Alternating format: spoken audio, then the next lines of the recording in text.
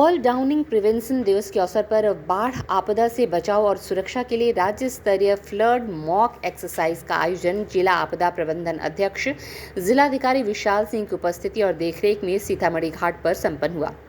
इस दौरान बड़ी संख्या में ग्रामीणों और क्षेत्रवासियों को बाढ़ से बचाव के लिए जागरूक किया गया।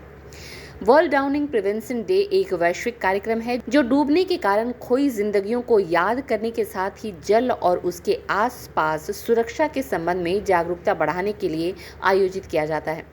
बाढ़ मॉक एक्सरसाइज के दौरान डूबने से होने वाली मृत्यु के कारणों का पता लगाना और रोकथाम के लिए सुरक्षा उपायों के बारे में जागरूकता बढ़ाना है। डूबने से होने वाली मानवीय, सामाजिक और आर्थिक क्षति असहनीय है, लेकिन इसे पूरी तरह से रोका जा सकता है। डूबने की घटनाओं की रोकथाम के लिए साक्ष्य आधारित किफायती रणनीतियों को लागू करके इसे काफी कम किया जा सकता है। मॉक रिहर्सल के दौरान दर्शकों को सीपीआर और मुंह से सांस लेने का प्रशिक्षण दिया गया। जिलाधिकारी ने उपस्थित नाविकों, गोताखोरों के कार्यों की सराहना करते हुए उन्हें जल जीवन रक्ष मित्र के रूप में उनकी प्रशंसा की। कहा कि आप लोग एक सजग जल प्रहरी के रूप में स्थानीय स्तर पर 24 घंटे उपलब्ध रहकर डूबते और बाढ़ में फंसे व्यक्तियों की जान को बचाते हैं।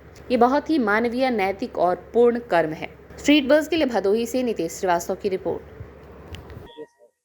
आज हम लोग भदोही जनपद के जो ये तटीय स्थान है सीतामढ़ी, जहाँ बड़ी संख्या में श्रद्धालु भी आते हैं और पूर्व के वर्षों में यहाँ पर बाढ़ के इंसिडेंट्स भी हुए हैं। इस स्थान को चयनित करके यहाँ पर जो इंसिडेंट रिस्पांस सिस्टम है हमारा, उसको एक्टिवेट किया गया।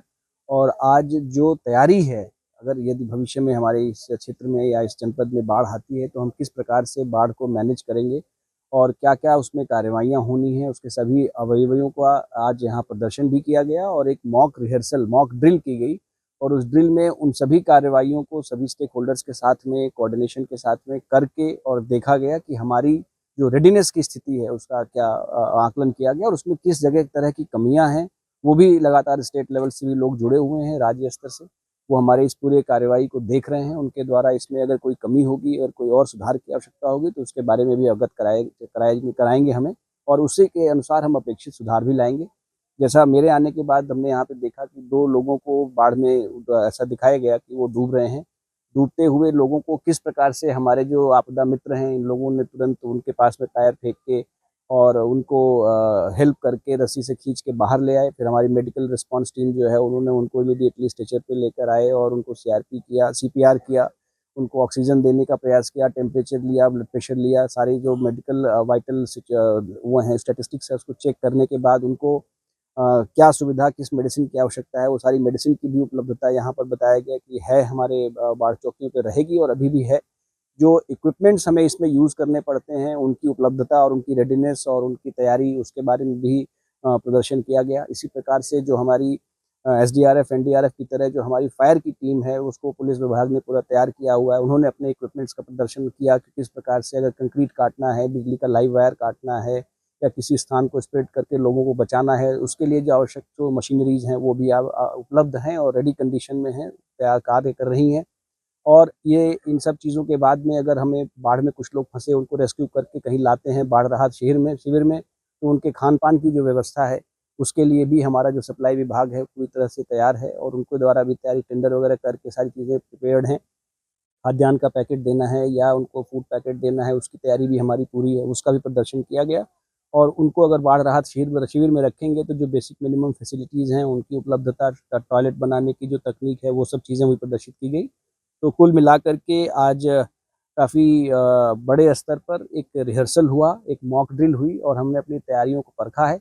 और अभी तक कोई ऐसा अनटूवर्ड या तैयारी में कोई कमी परिलक्षित नहीं हुई है, लेकिन हम सब तैयार हैं और सजग हैं।